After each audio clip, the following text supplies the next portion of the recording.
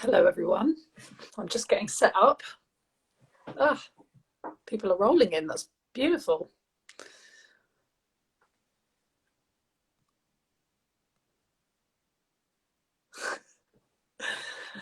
I've just invited Hayley. I'm sure she won't be long. I'm a bit early, I think. I'd love to know where you are in the country and what your roles are in the comments below if you're up for it.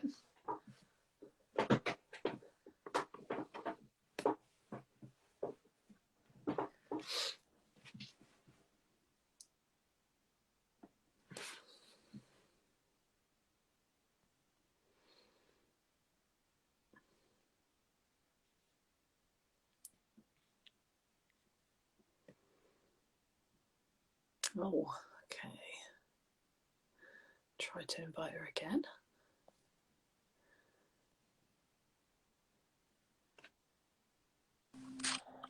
Hello. Hello. There you are. How are you? I'm all right. Welcome, welcome. Thank you. It's good to be here. I saw you a few minutes earlier. I was like, no, I'm here, ready. Yeah. Yeah, I was a bit early, but I had a feeling that the tech would be beyond me. But here we are. I'm proud of myself. You're here. We're early. It's beautiful. Hayley, you've spoken at one of our webinars before. It's just really good to actually get a chance to talk to you myself. Oh, that's great. Yeah, I know. It's something that obviously Education Support UK. I wasn't actually aware of the charity or anything until recently, sort of during last year sometime. Right. And I've just sort of been trying to, spread the word about it in Oh, school, outside of school, on Instagram, all of these platforms, because I think it's one of yeah. those absolutely amazing charities that actually you need some support, and sometimes you need somebody to talk to. Oh, There's thank so you. many amazing free blogs, webinars on there and everything, obviously as a charity as well, and if people can donate any money towards you as well, then that's amazing. But it's knowing that you're actually there and you are willing to be there, support people, pick up the phones, do all of those things. There's so much Yeah. information on your website and things as well. Hayley, we just so appreciate you for saying that. Yes, we are all about getting the word out there. And, that's why we're here today, I think. So I'll just say a quick hello to everyone and just say, hi, my name's Gemma Scotcher. I'm Director of Communications and Public Affairs at Education Support. We are the UK's only charity dedicated to the mental health and wellbeing of everybody who works in education. So we're really glad to be here today with Hayley Winter, who's just an absolutely brilliant early years teacher and leader. She's been on some of our webinars before. Her content and everything online is amazing. We're a big fan. So we're here to chat today about appreciation. And I think I can't go on really without just saying there's no better day than today really to talk about appreciation, is there, Hayley? 100%. When we was booking in this live and things and talking about what date we should do it on, we obviously had this date to begin with. And when it first came up, I thought, should we change it? Should we not? And I thought, do you know what better day to put it on than Teacher Strike Day? Because what a thing that's going on right now, all over Instagram. Obviously, I've put a post out yesterday about why I've joined in with the teacher strike today. There are so many supportive people out there as well.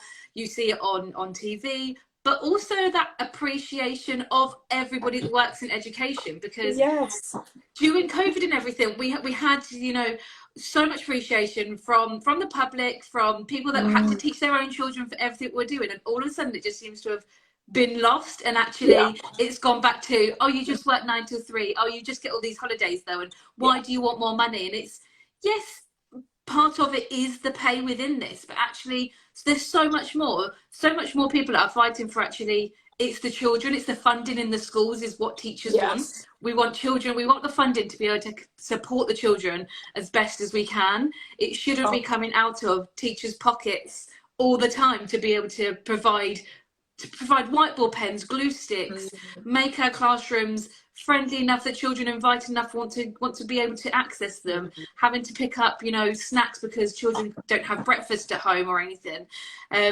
And all What a of this, day.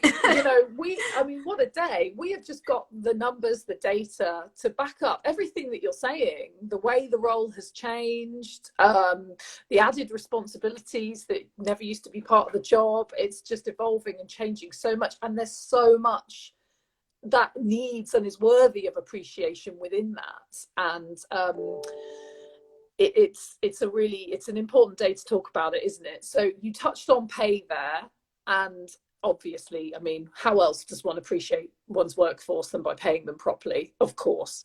However, as a mental health charity, I guess it's worth saying we are thinking about the kind of emotional experience of appreciation and what that means in the workplace and in schools, and how that can be encouraged in school cultures. So we know from the evidence that it helps with people's mental health. Hayley, on like a human level, why does appreciation matter in schools?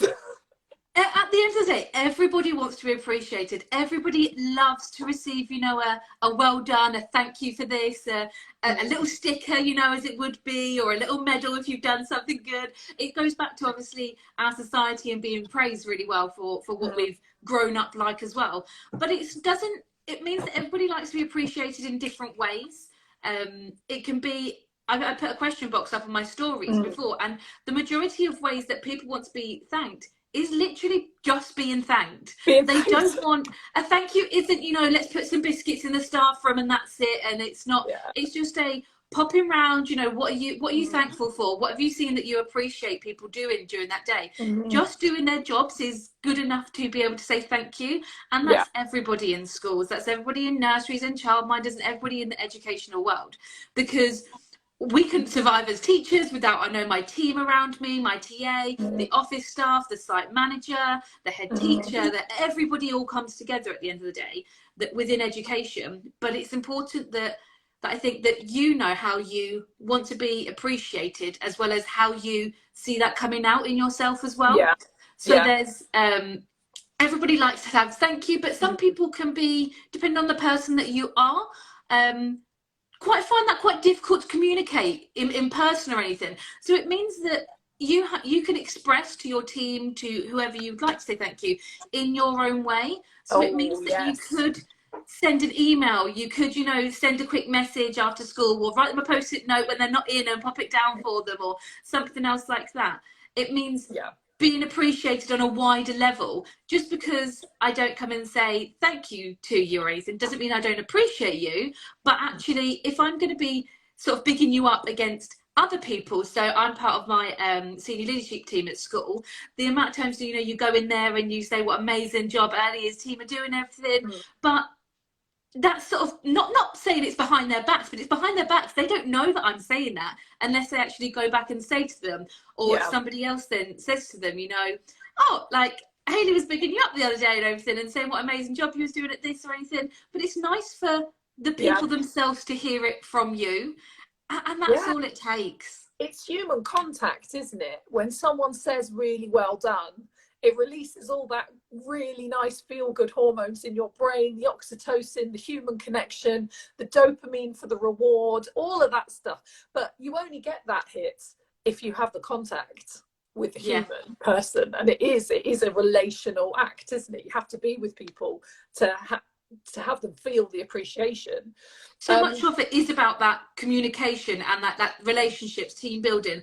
But that is schools, that's everything that schools do within it. That is education, that is, you know, all of that. People should be able to share that and appreciate each other. And I don't think sometimes as educators, again, with workload and everything going on, have the time or the capacity sometimes to be able to say, do you know what, thanks for doing that for me, or thanks for stepping in, thanks for covering that lunch duty you did for me, or whatever it might be.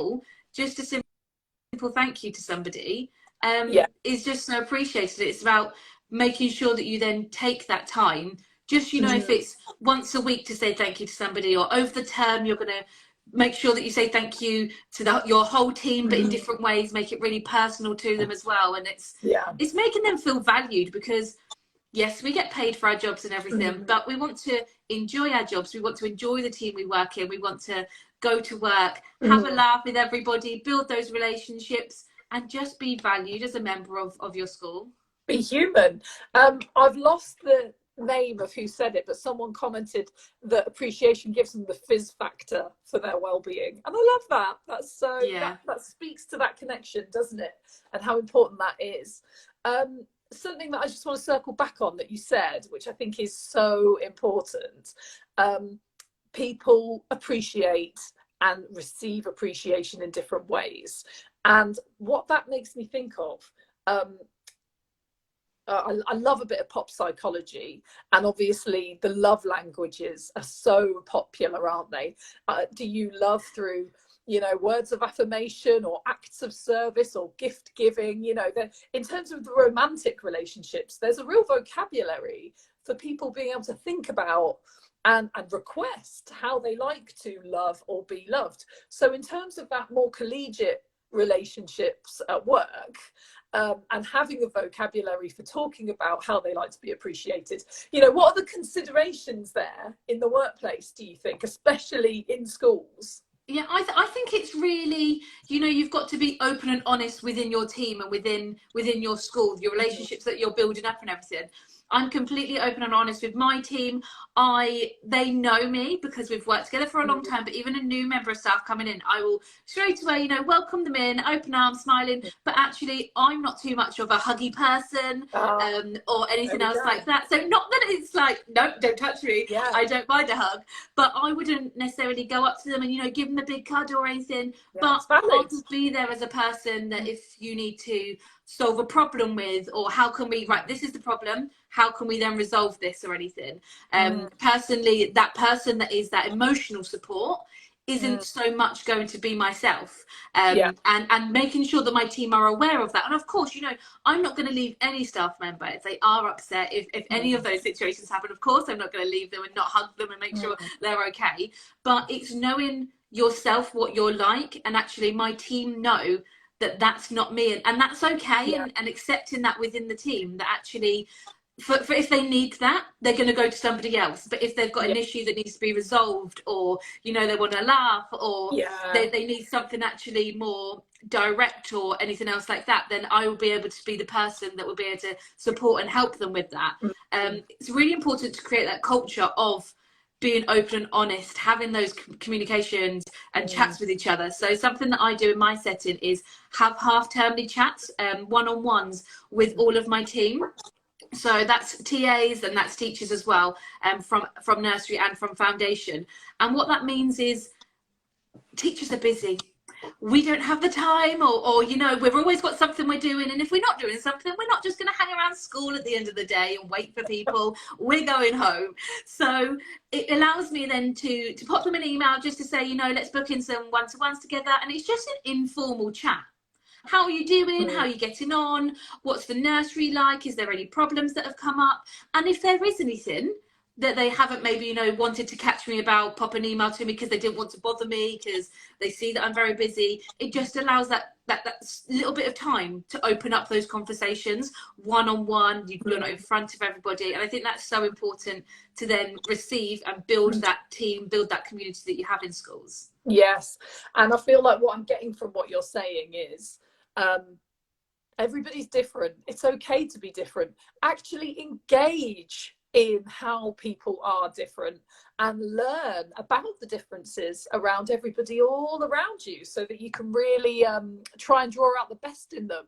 I've got a good comment here as well. Always good to ask staff what well-being words or sentences of acknowledgement would really work for you. I mean, that's fabulous, isn't it? I mean, definitely. And there's so much talk about well-being. Well-being, for me, in my opinion, is not just, you know, a well-being cup. Do you know what I mean? Full of some chocolates and little gifts and everything, and passing that around to people.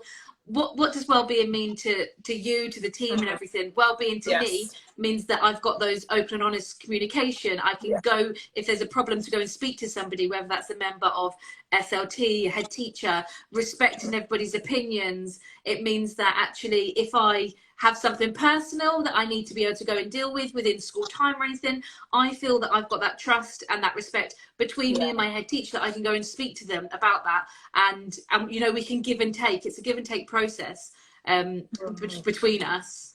Yeah, absolutely. I've got respect of the individuality is key. Yes, everybody is so different. So you've started to touch on this a little bit, but I would like to draw it out. What are some of the, real misfires in the appreciation game? And I ask this not because I want to be negative or, pick at well-intentioned gestures, but just because I think that when we talk about appreciation, there can sometimes be a bit of a misconception about what we mean, and sometimes I think people do think it's give someone who's worked the hardest a bottle of wine or something like that. But to your point that everybody is different and everybody receives appreciation differently, like what are some of the no-nos in this area, if we've got any kind of leaders or aspiring leaders who are listening and are wondering? So it's just like I've said, it's opening up that communication, learning who you're working with and your team, learn what works well for them. It's all in early years where every child is unique. It works the same for adults right now as well. Every adult is unique. Every person is unique, and what they like to give, what they like to receive is unique to them. It's not, everybody is not going to like gifts. Everybody is not going to like a hug. Everybody is not going to like being praised in a staff meeting in front of everybody because you're bright red and you're thinking, oh my God, the world just needs to swallow me up.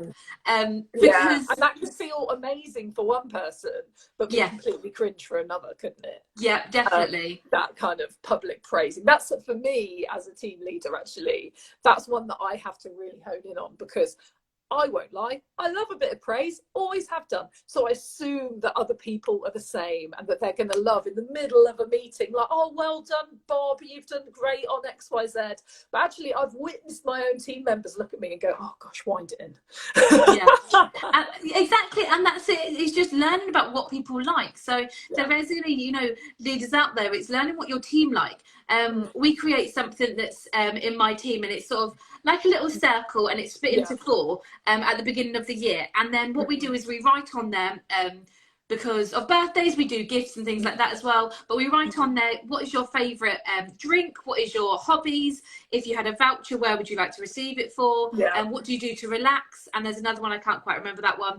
And we stick them on the hallway in between foundation and nursery. And what that means is if somebody likes to be able to give a gift, then it means that you're going to be able to give a gift that person actually wants to receive and appreciates that as well. Because people have different tastes. So I don't eat nuts. So if somebody bought me some chocolates which had nuts in, it would be appreciated. The thought of it would be appreciated. But actually, I actually don't like that. So, but it's just a nice way to be listened to yet again. And it's okay, to sit there and just listen to that person, and everybody needs that person for their own mental well-being and everything. Let everything out. Right. There's nothing better and more safe and more connected that somebody can kind of reflect yourself back at you, and then you really can feel as though they know you, they get you, and they can deliver in a way that works for you. That is how you get to that feeling of safety, isn't it? We've got another really good comment about choice, basically, and I think this is a really good practical point about how well-being stuff after school isn't going to work for everybody. It is going to work for some people. Choice is key. What are the other practical elements here? Because I take it there is a habit of just saying after school, but of course for some people that's a nightmare. I think it yet again just comes back to communication. If you are going to be able to lead a team, even just knowing yourself, it comes down to knowing who you are, trying out things, and knowing that it's okay if it doesn't work. What works for you? When can we do different things? Because I am not a morning person whatsoever. So again, my team will know I'll come in, I'm very quiet in the mornings. Just let me be until we set up, we start to do things. 8 o'clock is when I'm going to start waking up. I've been half an hour in school now and getting on to bits. But I don't mind then staying after school. I've got another team teacher that lives a little bit further away. So they like to leave, traffic and everything else like that. And having that understanding within schools that, is it going to have an impact on children? or you're teaching or anything else like that? If not, why are you doing it? That is pretty much what it comes down to. Is it worth that time that you're going to be giving up to be able to do that? And if not, why can't you do it another time? Can it be done? What's best for the team? When will work best? Can it be done over email? Does that person need to go home and you can jump on Zoom later together? Is it, you know, just a quick message between each other later on that evening? But you have to respect boundaries of people. And I think, especially today, going on about what sort of today is, you have to be able to put boundaries in yourself and be able to communicate that with your team when it's acceptable to be communicated, when you might take longer to communicate, when you turn off your emails off your phone. Are you having a day where you might go into school during a half term? But accepting that it's different for everybody yet again. It's not going to be, we're all going to go on this one day or this 1 week during summer and everybody's going to go in. That doesn't work for everybody. People have got holidays. It's not a commitment that people have to make. It's we choose to be able to do it and what works well for us. And you shouldn't have to expect everybody else to do the same thing. You should appreciate other people's boundaries. Yeah, 100%. That's important. Know your own boundaries, communicate them, and be receptive to hearing and understanding other people's boundaries. It's very important, isn't it? So leaders versus, I don't want to use versus, leaders and classroom teachers, they have a role to play here. They're slightly distinct in the school community. You know, what do you think are the different considerations between those two groups in terms of creating and practicing a sense of appreciation in the workplace? Again, it just comes back down to communication. It comes down to relationships as well that you have. Are you what is that openness and honesty like within your setting, within your school? Because if you've got an open door policy, when you're happy for people to come in, have a little chat to them, you're going to do a learning walk, but actually it's not going to be a ticked off learning walk and it's going to be marked off, and if not, we're going to come down really hard on you or anything else like that. It's about making sure that you're building that culture of learning walks are a chance to show off what you're doing in your classroom. And if you have somebody coming, come and see this, come and see what we're doing, inviting them in, those types of things, that should be a chance to show your SLT and leadership members how you should be appreciated in your classroom. Look at all the stuff you're appreciating your children, look at the appreciation that they've done as well. And the amazing work that you've been doing. I think, again, it should be creating that culture of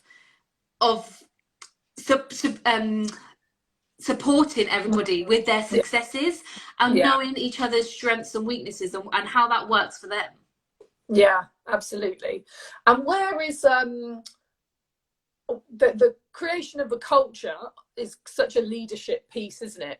And then what about everybody else who's kind of relating horizontally? Peer-to-peer appreciation, what can that look like? I think it comes down to valuing each other and respecting each other, knowing everybody's individual needs and ways that they like to communicate, building up those relationships.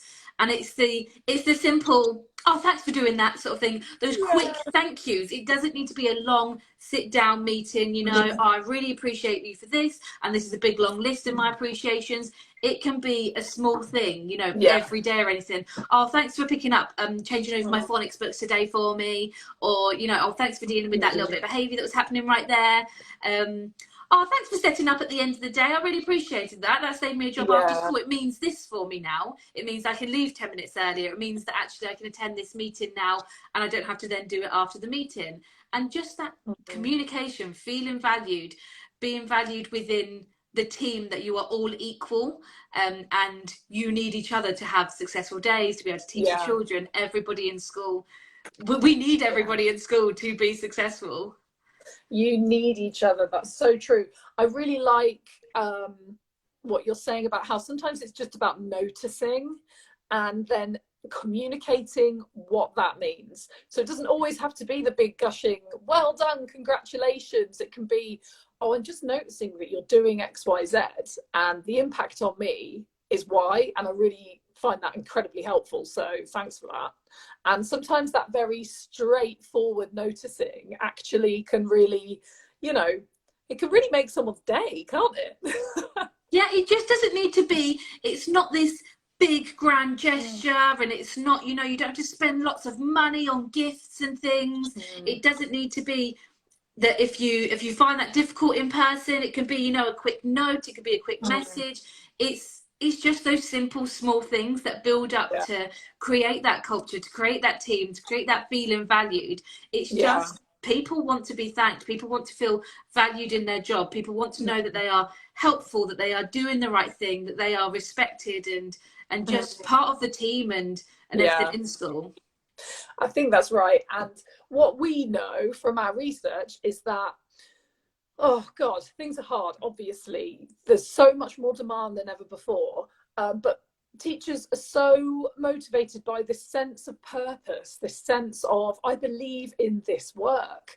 And I think often about how positive that sense of purpose is and how meaning making it is. But then I also think about the flip side and how that sense of purpose can keep you just going a bit too long because you believe so strongly in the work.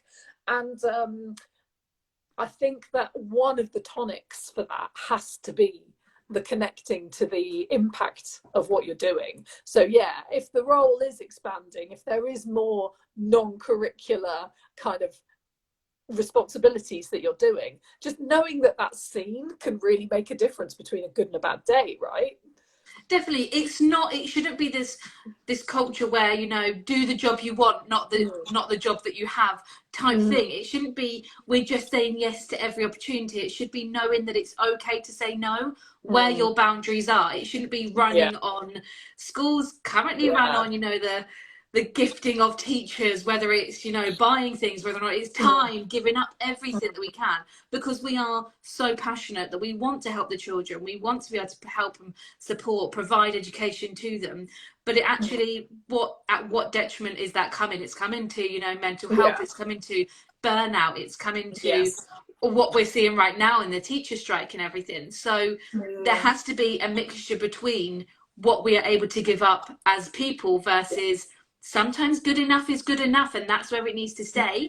And actually I need to protect myself and have my time away from school, have my boundaries set in, do other things, have those bits put in. It's okay to say no to certain opportunities because you've got no more capacity to take that on, and that should be respected within your school. And if it's not, I would really question whether or not you are at the right school for you, because I think that more and more it's not a hierarchy level. Yes, of course, you've got your head teachers, you've got your deputies, you've got your leadership team, but actually I think it should be they are more withdrawn from the classroom and what's going on. So they need you to be able to run your classrooms, knowing what's going on, sharing that to you, to then be appreciated, that you are head teachers need to be able to trust, and that's massive in what you're doing, to feel appreciated. They should be able to trust that you are doing the best for your class, for the best for your children, and then being appreciative of everybody doesn't know everything, and that's okay. Yes, exactly. And I think maybe what we're saying is sometimes the biggest act of appreciation is allowing somebody to say no, because by allowing them to say no, you're respecting that they have limits. You're saying, I see all the other stuff that you're doing, and you say, I value you enough that I want to keep you here longer and I want to keep you well. So maybe sometimes just letting someone say no is the ultimate way of saying I see. Yeah, definitely. And I think it's about being honest as well. So it's letting your team know about what you not only like what you want to receive back for them in a way of appreciation, but actually that you have boundaries, that actually you have to take care of yourself and your self-care. What does self-care look like to you? So within the first week I have of term, I generally book in appointments and things. So I have my eyebrows done, I have a back massage every 3 weeks. I go and get my nails done on a Friday, and building in those routines of, you know, my team know every 3 weeks not that I leave early, and I always say I leave early on a Friday. I don't leave early. I leave at 4 o'clock. That should not be early to anybody. But you know, it comes that, you know, talk about it. I leave early on a Friday to go and get my nails done, and that's appreciated by my team. Yeah, they all know we all during that afternoon and after school have a quick, you know, go around and everything and get used to that. But it's knowing what your self-care is, knowing what other people's self-care is, and respecting those. Yeah, absolutely. I think that giving people that space to say, this is the thing I need to keep myself going is vital, isn't it? Sorry, excuse me. Yeah. Oh, that cough was vital to keep me going. So, okay, we're running out of time, which is a shame because I could chat to you for absolutely ages, Hayley. If you were to sum up, give us a top 3 points that you want listeners to kind of take away about appreciation in the workplace, what would that be? It would be well-being is more than a cup.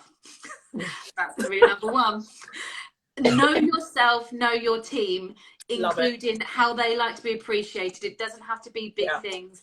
It knows putting in those boundaries, and that's okay to say no and everything. And number 3 is going to be go and check out Education Support UK website, because it is like your website, your Facebook, your Instagram, all of those things, you know, social media channels, because there is so much free content out there for people to digest. And yes, of course, it's talking about teachers and schools again, but it's being able to start that conversation. If you've never seen them before, popping an email around school to say, oh, I've heard about this charity or anything, if you want to check it out, here's some links to the website and everything. And it's just passing that information on, because the work that you guys do is just amazing. Oh, Hayley, you've totally done my job. I'm appreciating you. Really, really, we appreciate you. It's really amazing. Please do all those things that Hayley said, and hit follow if you haven't started following us yet. You can sign up to our newsletter on our website and get loads of stuff sent directly to your inbox so that you don't have to go searching for it.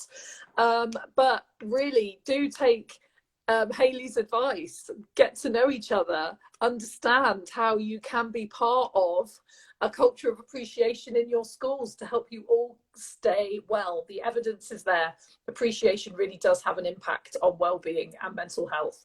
And, you know, as I say, if you really want to appreciate someone, let them say no every now and then, maybe. Or practice saying no as well. They would be my builds. Hayley, thank you so much. Anything else that you want to plug before we go? No, I'm all good. But thank you so much for your time. It was lovely speaking to you again. Amazing. And like I say, you know, I just think the work that Education Support UK does is so vital within the education system. So thank you. Oh, thank you so much. Thank you for your time, and we'll see you all again. No doubt we'll do another one of these, Hayley. No problem. See you soon. Take care. Bye.